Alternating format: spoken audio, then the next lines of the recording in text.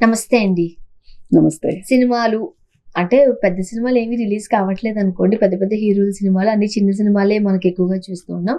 But June 4కి పెద్ద cinema release అవుతూ ఉన్న తరుణంలో నిర్మాతలకి, ఎగ్జిబిటర్స్‌కి మధ్య కాస్త డిస్కషన్స్ నడిచాయి.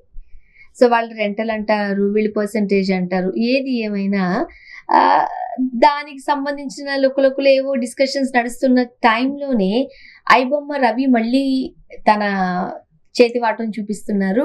పైరసీకి మళ్ళీ సిద్ధమవుతున్నారు. ఇంకా 2, 3 ప్లాట్‌ఫార్మ్స్ ఉన్నాయి. పోలీసులు ఎంత కట్టడి చేస్తున్నా వేరే వేరే పేర్లతో మళ్ళీ కొత్తవి వచ్చేస్తున్నాయంట. సో పెద్ద సినిమాకి గండి పడినట్టే ఇంకా పైరసీ విజృంభిస్తోంది. ఇవి మనం ఇండస్ట్రీలో వింటున్న మాటలు.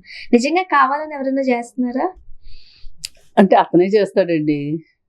హ్మ్. ఐబొమ్మ రవినే ఇంకొకరు ఎవరో కాంటాక్ట్ అవుతారు. ఆళ్ళతో కలిసి చేస్తాడు. అతని కదలికల పైన నిఘా పెట్టామంటారు. ఈ నిఘా ఉన్నవాళ్ళు వాడి దగ్గర డబ్బులు తీసుకుంటే ఇంక చేసేదేముంది చెప్పండి. వైఫల్యాలు అలానే కదా ఉంటాయి మనకి. సరే వాడే చేయకపోయినా, ఐబొమ్మ రవే చేయకపోయినా, ఐబొమ్మ రవి పేరుతోటి వేరే వాళ్ళు కూడా చేసే అవకాశం ఉంది. గాలి ధూళి మొత్తం ఆడి మీదే పోతది. మనం సేఫ్‌గా ఉంటాము అని. రకరకాలండి. ఇదిగో శతకోటి దరిద్రాలకి అనంతకోటి ఉపాయాలని పైరసీ భూతం అయితే ఎప్పటినుంచో వెంటాడుతున్న మాట అయితే వాస్తవం. అయితే ఈ పైరసీ వల్ల మాత్రమే సినిమా ఆడకుండా పోద్ది అనే ఒక భయం కూడా అక్కర్లేదు. నిజంగా సినిమా బాగుంటే కనుక, అంటే నేను పైరసీని సమర్థిస్తున్నానని కాదు, పెద్ద కోసమే మళ్ళీ పైరసీ మొదలైందా అనే దానికంటే కూడా ఒక సైడ్ బిజినెస్ ఎప్పుడు రన్ అవుతూనే ఉంటుంది. అది మన చట్టాల వైఫల్యం కావచ్చు, లేదా పోలీస్ వైఫల్యం కావచ్చు. కొన్ని పెద్ద పెద్ద సినిమాలు, పెద్ద స్టార్ల సినిమాలు లీకేజ్ వచ్చినప్పటికీ కూడా సూపర్ డూపర్ అయిన సందర్భాలు మనం చూసాం. అందుకని చెప్పి మనం దానివల్లే సినిమా పోద్ది అని అనుకోవటానికి వీల్లేదు. కాకపోతే ఇప్పుడు మీరేదో ఇందా చెప్పారు కదా, ఎగ్జిబిటర్స్ వాళ్ళు ఏదో తన్నుకుని చేస్తున్నారని. సరిగ్గా అదేదో కొలిక్కి వస్తాయి, రాకుండా పోవు. ఇప్పుడు సినిమా అంటేనే, పెద్ద సినిమా అంటే పెద్ద ఆయన కొడుకు సినిమా, పెద్ద డైరెక్టరే తీసుంటాడు, ఖర్చు కూడా ఎక్కువే పెట్టుంటారు. ఆ పరిస్థితుల్లో వాళ్ళు ఆ సినిమాకు వచ్చే ఇబ్బందుల్ని పక్కన పెట్టి పెద్దవాళ్ళ రంగంలో దిగితే పరిష్కారం కానీ సమస్యలు ఏమీ ఉండవు. కాకపోతే ఇట్లాంటి టైంలో దాసరి గారు ఉంటే బాగుండేది. ఎవరైనా కోరుకునేది అదే. ఇంకొక దాసరి లేకపోవడం, దాసనారాయణరావు గారి ప్లేస్ ని ఎవరు చెయ్యలేరండి, చేయలేరు. మొన్నటి చిరంజీవి గారు ఏమో అనుకున్నారు కానీ నేనైతే అందులోకి వెళ్ళను అన్నారు. ఎందుకంటే మోహన్ బాబు గారి ఇది తట్టుకోలేక అంటారు. ఇప్పుడు ఆయనని ఇనిషియేట్ తీసుకుంటారంటే ఆయన తీసుకునే పరిస్థితి కనిపించడం లేదు. చెయ్యరండి వీళ్ళు. ఆయన చాలా నిస్వార్థంగా చేసేవాడండి. 24 గంటలు టైంలో 20 గంటలు పనిచేసేవాడు. అందుకే ఆయనకి సినిమాలు తీసినా, ప్రొడ్యూస్ చేసినా, డైరెక్షన్ చేసినా, అదో పెద్ద సంస్థానం. యాక్ట్ చేసినా అదో పెద్ద సంస్థానం. అన్నీ జరిగిపోయినాయి. వాటితో పాటు ఈ ప్రైవేట్ పంచాయతీలు కూడా నడిచినాయి. ఏదైనా ఇంకొక దాసరి లేరు కాబట్టి. అంటే అర్ధరాత్రి పూట ఎవరైనా సినిమాకి సంబంధించిన ఒక లైట్ మ్యాన్ వెళ్ళి నాకు ఇలా అన్యాయం జరిగింది సార్ అని అడిగితే దాన్ని కూర్చోబెట్టి మాట్లాడేవారంట. అసలు కదా అని పక్కన పెట్టి చిన్నోడు లేదు, ఏమీ లేదండి. అసలు అలాంటి మనిషి, పరపురాని మనిషి. అలాంటి ఇప్పుడు మన పెద్ద పెద్ద హీరోల దగ్గరికి అపాయింట్మెంట్ తీసుకోవాలి. ఈ రోజు అడిగితే అది ఎప్పటికి వస్తుందో తెలియదు. ఈ కష్టాలు ఏం తీరుతాయి? లేదండి, అసలు ఆయన రీప్లేస్ చేసేవాళ్ళు ఉంటారండి, ఏ మాట కామాట. సరే, ఎనీవే ఆ సమస్య ఎట్టగొట్ట పరిష్కారం అవుతుంది అనుకోండి. ఇది పెద్దవాళ్ళ పంచాయతీ కాబట్టి ఏదో ఒకటి అవుతుంది. సమస్య ఏంటి అంటే, అసలు ఈ పైరసీని నిజంగా మనం అరికట్టలేమా? అసలు ఎందుకు మనుషులు కూడా, ఇప్పుడు అతను తీస్తున్నాడు, అతను ఎలాగోలా రిలీజ్ చేస్తున్నాడు, ఐబొమ్మ వాడు బాగానే ఉంది. చూడటం తప్పు అని అనుకోరా? అంటే మనుషుల నైతికత దగ్గరికి కూడా వద్దాం మనం. ఎప్పుడు తప్పులు చేసే వ్యవస్థ, వాడొక వ్యవస్థాగతంగా చేస్తున్నాడు. అంటే ఏం చేస్తాడు, దానికోసం ఒక టెక్నాలజీ పెట్టుకుంటాడు, దాని కింద వాడికి పనిచేసే వాళ్ళు ఉంటారు, ఏదేదో వాడు కలెక్ట్ చేసుకొస్తారు. అసలు థియేటర్లో ప్రింట్ అన్న అటర్న్ ఇటర్న్ ఉంటదేమో కానీ పైరసీ ప్రింట్ అయితే మచ్చం ఎంత బాగుంటుంది. ఇవన్నీ వాడు చేయగలుగుతున్నాడంటే ఒక యంత్రాంగం ఉంటుంది వాడికి. కానీ చూసే వాళ్ళకి ఏ యంత్రాంగం అవసరం లేదు కదా, ఒక క్లిక్ కొట్టి చూస్తున్నారు కదా. ఎంతమంది కష్టం ఉండుంటది ఇందులో, ఇది చూడకుండా ఉండొచ్చు కదా. అలా అనుకోవడానికి ఇప్పుడు సాధారణ మధ్యతరగతి కుటుంబీకులు మల్టీప్లెక్స్ సినిమా చూడాలి అని అంటే మొత్తం అంతా కలిపి కనీసం 6-7 వేలు అవుతుంది. టికెట్ల రేట్లు పెంచుతారా వీళ్ళు? ఇప్పుడు పెద్ద లాంటి సినిమా అంటే పుష్ప లాంటి సినిమాను 2,000కి పెట్టి కూడా అమ్మిన సందర్భాలు ఉన్నాయి. ఇప్పుడు 5 వెళ్ళాలంటే 10,000 అవుతాయి. ఇప్పుడు పుష్పాల్లో ఎవరైతే ఆ బాబు ఇబ్బంది పడ్డాడో చాలా కాస్ట్, ఇలాగే 1,000 పెట్టి కొన్నారంటే టికెట్. అంత కొనుక్కునే పరిస్థితే కాదు. అక్కడికి వెళ్ళక సమోసా తినాలనిపిస్తుంది, కొనుక్కునే పరిస్థితి కాదు. పాప్కార్న్ కొనుక్కోవాలనిపిస్తుంది. పిల్లలు వెళ్తే అసలు ఊరుకోరు, పేచి పెడతారు.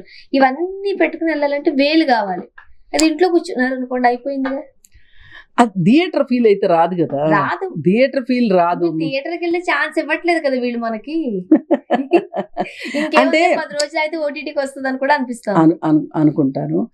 ఏదైనా ఒకటే మనం ఆలోచించాల్సింది, నేనైతే ఇంతవరకు పైరసీ సినిమా చూడలేదు. చూడబుద్ది ఫోన్లో కొంతమంది చూసేస్తారు. మనకు చూడబుద్ది. నేనైతే చూడలేదు, చూడను కూడా.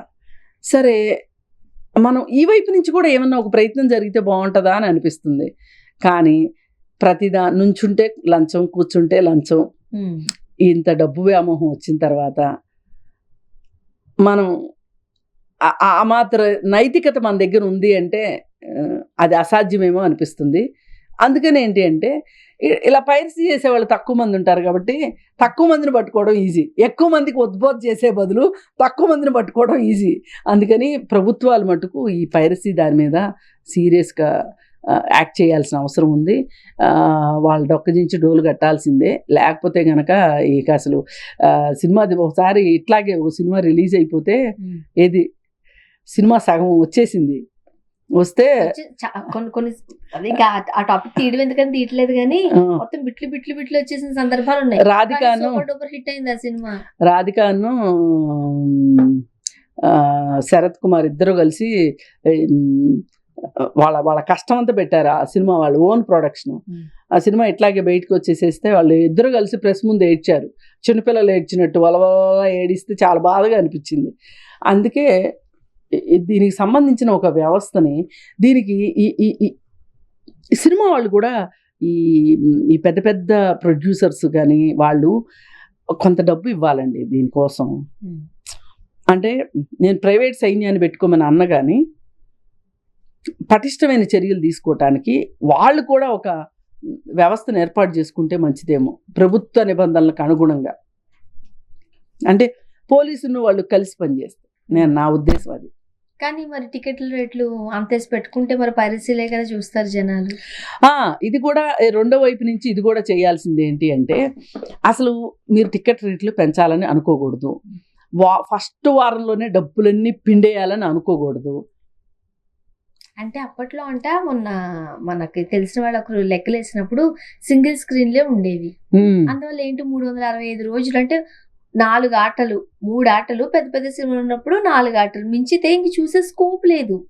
కాబట్టి సచ్చినట్టు ఎన్ని సంవత్సరాలైనా ఆ సినిమాలు ఆడుతూనే ఉండేవి, వెళతానే ఉండేవారు. ఇప్పుడు అలా కాదు, మల్టీప్లెక్స్ వచ్చేసి ఒక్కొక్క దాంట్లో 7-8 ఉంటున్నాయి. సీట్ కెపాసిటీ ఎంత ఉంటుంది, వారం రోజులకి మొత్తం హైదరాబాద్ లో ఉన్న అందరూ సినిమాలు చూసేస్తున్నారు. సెకండ్ టైం వాచబుల్ లాగా సినిమాలు ఈ రోజులు అనిపించట్లేదు. పైగా టికెట్ల రేట్లు పెంచేశారు. మరి ఎట్లా? అలాగని వ్యయం కూడా పెరిగింది కదా, సినిమాల కాస్ట్, ప్రొడక్షన్ కాస్ట్ పెరిగింది కదా. ఇప్పుడు మార్పు అంటూ రావాలి అంటే ఎక్కడి నుంచి రావాలి అంటే, ఈ సమస్యకి పరిష్కారానికి ఈ సినిమా ప్రొడక్షన్ దగ్గర నుంచి మార్పు రావాలి. వస్తే తక్కువ బడ్జెట్లో సినిమాలు వచ్చినాయి అనుకోండి, ఇప్పుడు మలయాళీ సినిమాలు తీస్తూ ఉంటారు వాళ్ళు, మన పెద్ద బడ్జెట్ సినిమాలతో వాళ్ళు ఒక 20 సినిమాలు తీస్తారు. అప్పుడు ఏంటి, 20 సినిమాలు వచ్చినాయి అనుకోండి, ఆ బడ్జెట్కి 10 రోజులు ఆడినా సరిపోద్ది వాళ్ళకి. అవును. అలాగే మన హీరోల రెమ్యూనరేషన్లు తగ్గించుకోవటం, ఇట్లాంటివన్నీ చేయాల్సిన అవసరం ఉంది. 300 కోట్లు పెట్టి సినిమా తీస్తున్నారంటే అందులో 150 నుంచి 200 కోట్లు రెమ్యూనరేషన్సే. అవును, మరి అది అక్కడ మార్పు రావాలి. అక్కడ కూడా మార్పు రావాలి. ఇక సినిమా రిలీజ్ అయ్యే వరకు మార్పు రావాలి.